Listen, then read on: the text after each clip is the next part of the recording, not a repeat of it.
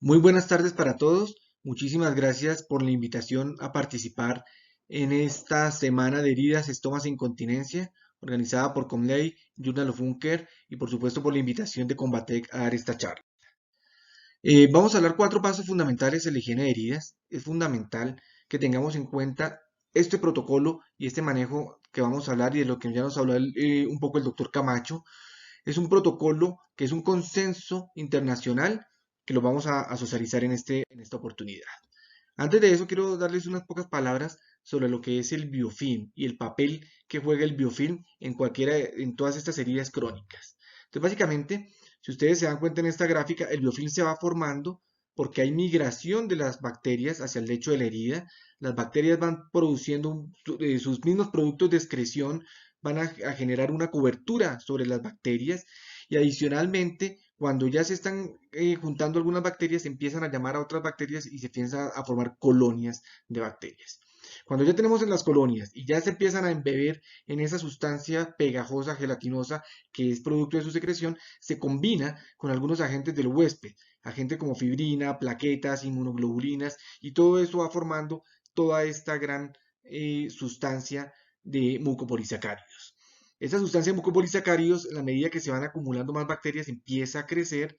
Además hay un sentido de trabajo en comunidad de las bacterias y un sentido que es llamado el quorum sensing. Eso quiere decir que las bacterias se comunican entre sí, comunican a las demás bacterias que vengan y hay toda una serie de señales biológicas para que sigan habiendo esta aglomeración de bacterias. En la medida que van creciendo, llega un momento que ya se desprenden esas bacterias y algunas que están acá libres en estado planctónico van a llegar a colonizar otras partes del lecho o algunos otros focos de biofilm que ya se están empezando a formar van a colonizar otras partes del lecho. El biofilm lo encontramos en muchas estructuras, lo encontramos en muchas, a veces hasta en la naturaleza, en los grifos de agua, lo encontramos también muy comúnmente en los dientes, después de haber tenido alguna comida, en heridas crónicas que no cicatrizan, en materiales de osteosíntesis, a veces no sabemos por qué no consolida bien una fractura y muchas veces puede ser por la presencia de biofilm o en algunos casos en algún tipo de materiales en este caso, un injerto vascular. También el biofilm se establece muy rápidamente, como lo mencionó el doctor Camacho, se establece y puede llegarse en 6 horas, ya podemos tener nuevamente focos de biofilm. Acá está, como les decía, las bacterias se colonizan, se van aglomerando y en muy poco tiempo pueden llegar a formar una nueva capa extensa de biofilm en el lecho.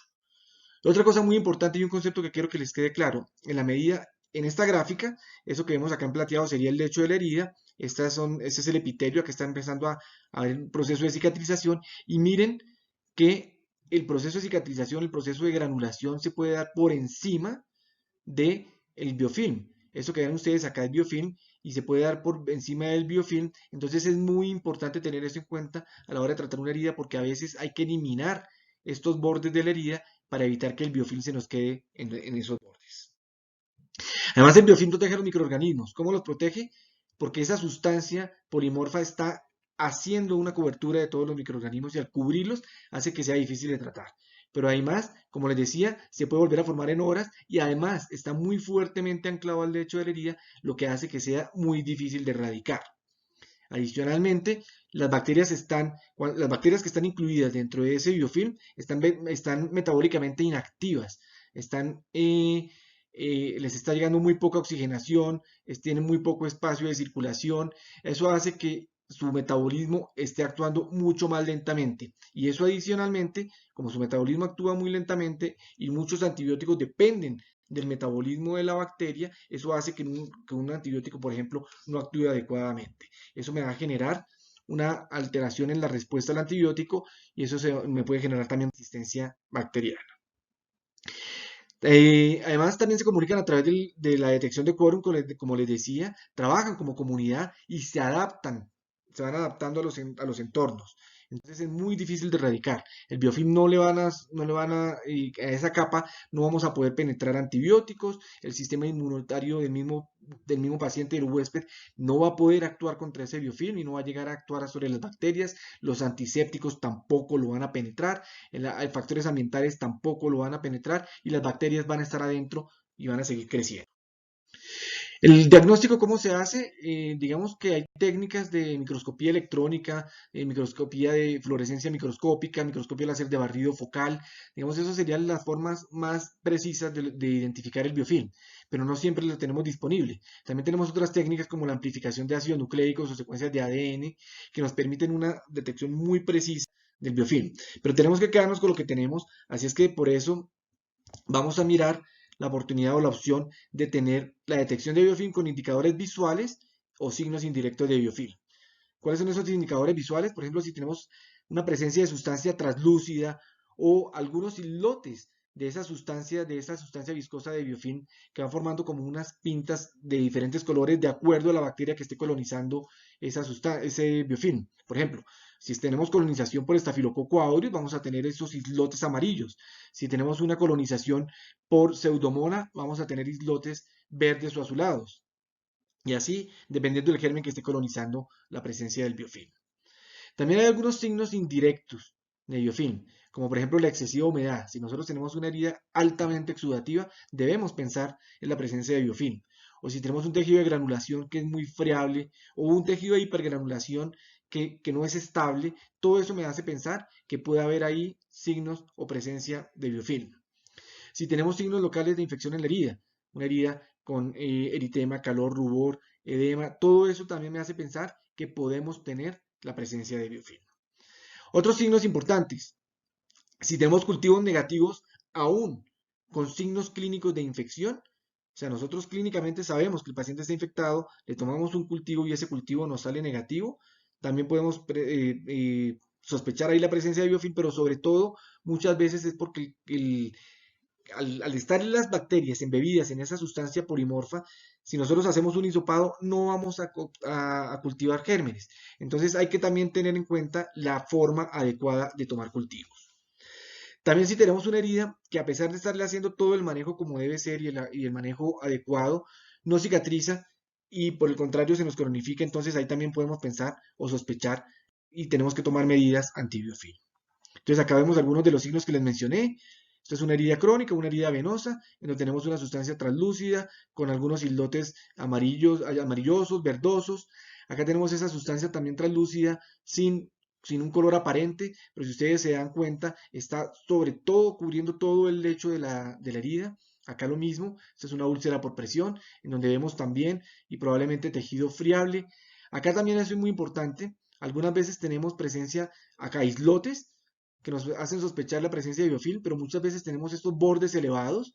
Esos bordes elevados también nos hacen pensar que puede haber esa biopelícula hacia la parte interna de los bordes, como les mostré en el diagrama de unas diapositivas anteriores.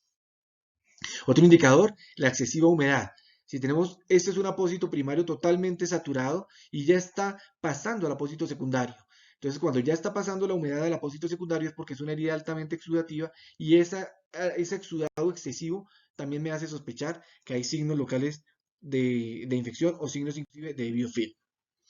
Otros signos muy comunes y fáciles de identificar, ese tejido de granulación friable o sangrante, que muchas veces uno con el lavado con solución o con la irrigación de solución salina puede generar sangrado o con el solo paso de una gasa seca sobre la herida puede llegar a desprender ese tejido de granulación y generar sangrado. Ahí tenemos que sospechar que tenemos también presencia de colonización por biofilm. Cuando tenemos maceración de la piel perilesional, ustedes se dan cuenta, esto es una herida por fricción en donde esto de acá, que está circunscrito acá es la herida, esto de acá es la herida, y esto de acá es piel macerada por exceso de humedad, porque el exudado de la herida se está saliendo y me está produciendo esta maceración. O en este tipo de heridas que no cicatrizan, heridas crónicas que no cicatrizan, también podemos pensar en la presencia. Entonces, ¿cómo vamos a tratar el biofilm? Es muy importante tener en cuenta en el tratamiento del biofilm diferenciar el biofilm como tal del estado planctónico de las bacterias. El estado planctónico es cuando las bacterias están aisladas, solitas, sin esa capa de mucopolisacáridos cubriéndola. Entonces, cuando no tenemos esa capa de mucopolisacáridos, es muy fácil poder tratar esas bacterias, pero como les mostré, muy rápidamente se puede formar ese biofilm. Entonces, sí tenemos que usar sustancias que me ayuden a hacer esa disrupción del biofilm o que me ayuden a evitar que se forme el biofilm. Y definitivamente hacer desbridamientos secuenciales. Entonces, para esto, y ese motivo de esta charla, les vamos a presentar un protocolo, un protocolo de higiene de la herida, un protocolo en donde tenemos que enfrentar heridas de difícil cicatrización con una estrategia, pero con una estrategia encaminada a hacer una intervención temprana contra el biofilm. Entonces, básicamente consta de 4 pasos. Primero debemos limpiar muy bien la herida. Luego tenemos que hacer desbridamiento, quitar todo el tejido desvitalizado, remodelar los bordes y cubrir con un apósito que me evite la formación de nuevo biofilm. Todos estos 4 pasos los tenemos que hacer o realizar en cada una de las curaciones, como mencionó el doctor Camacho.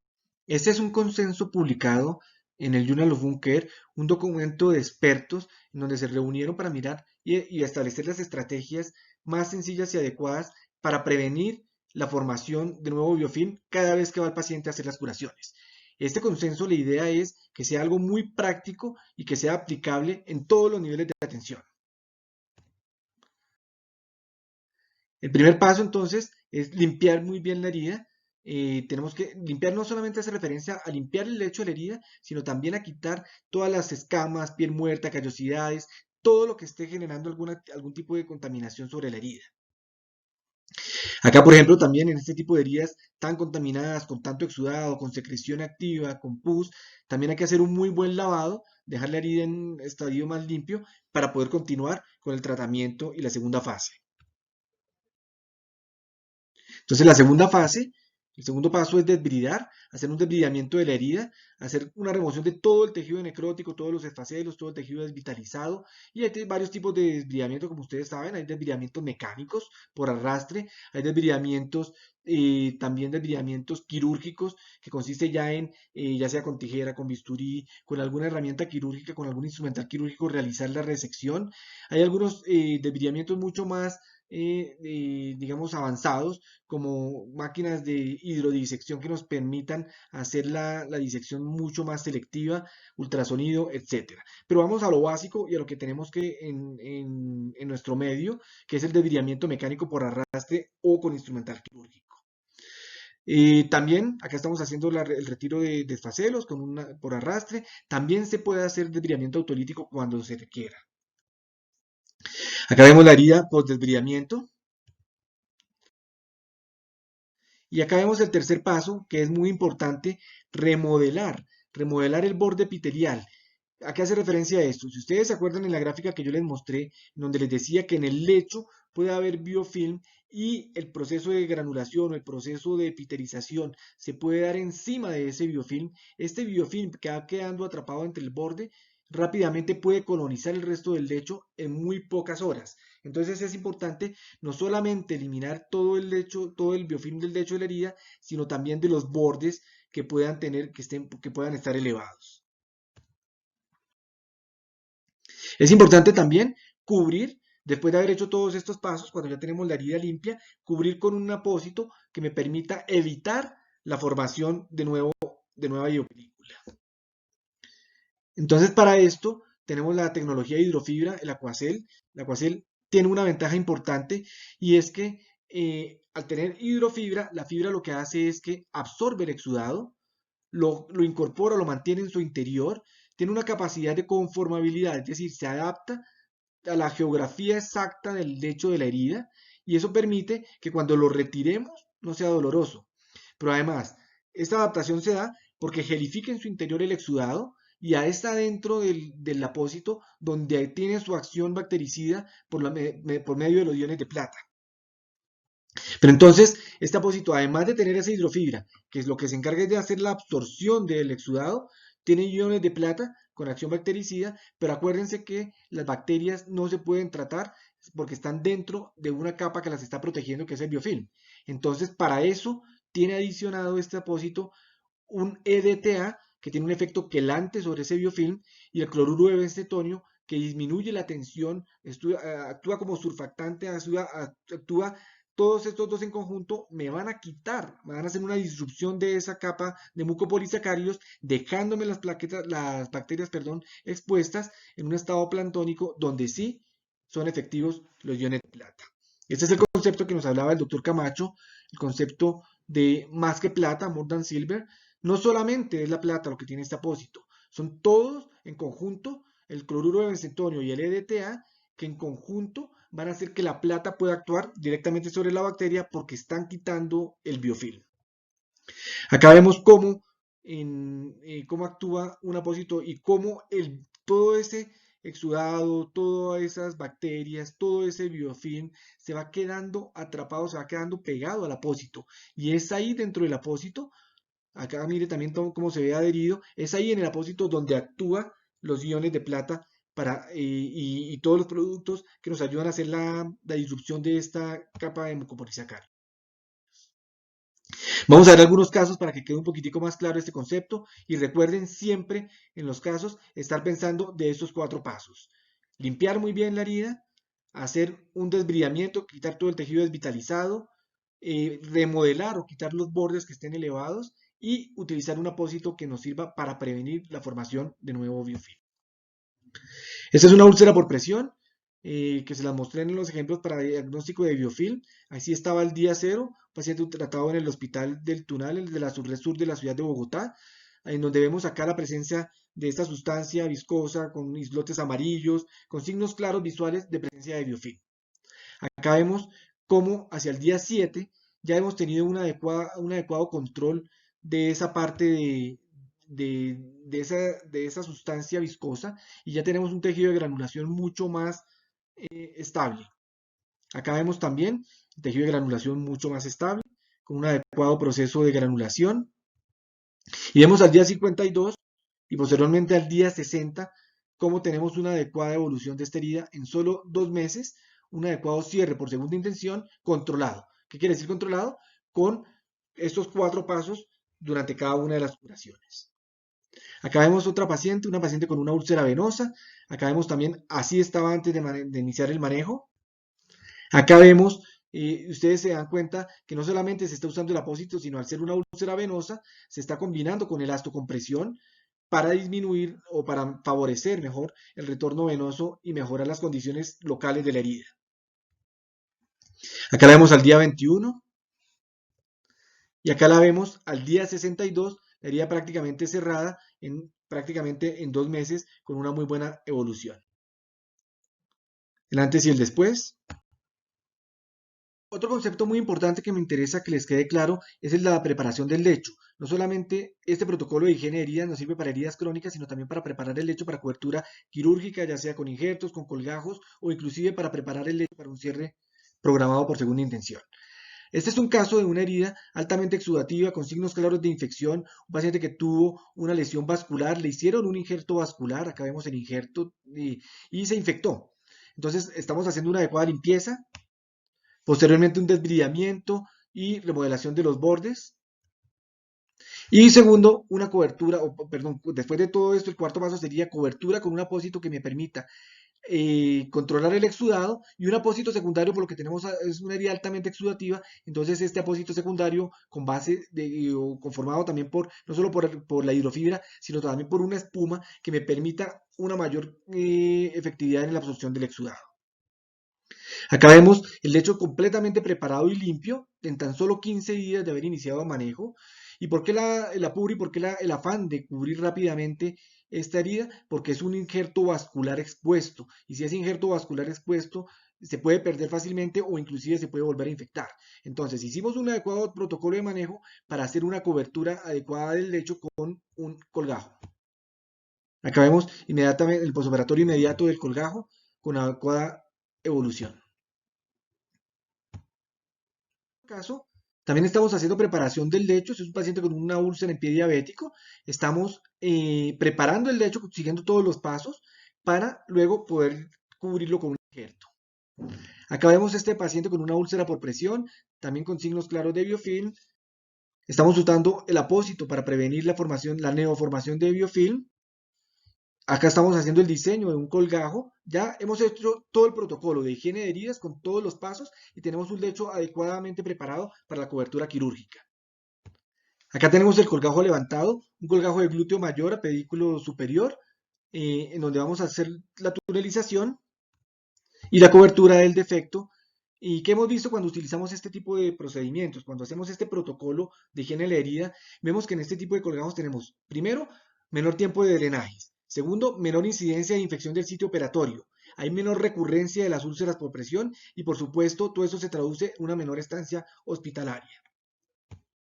Ya para finalizar, quiero introducirles este concepto. Este es un apósito que mezcla dos cosas, apósitos con hidrofibra para control de exudado e infección y un sistema de presión negativa. Es ideal para heridas incisionales. Después de una cirugía, en este caso un paciente que también se le hizo una cobertura de una úlcera isquiática con un colgajo, inmediatamente en el posoperatorio inmediato utilizamos este apósito para la herida incisional y prevenir así la formación de biofilm y prevenir así la infección del sitio operatorio. Bueno, muchas gracias a todos por su atención y quedo dispuesto para resolverles todas las dudas y preguntas que puedan surgir con respecto a este tema. Gracias también al comité organizador por la invitación a dar esta charla en este evento.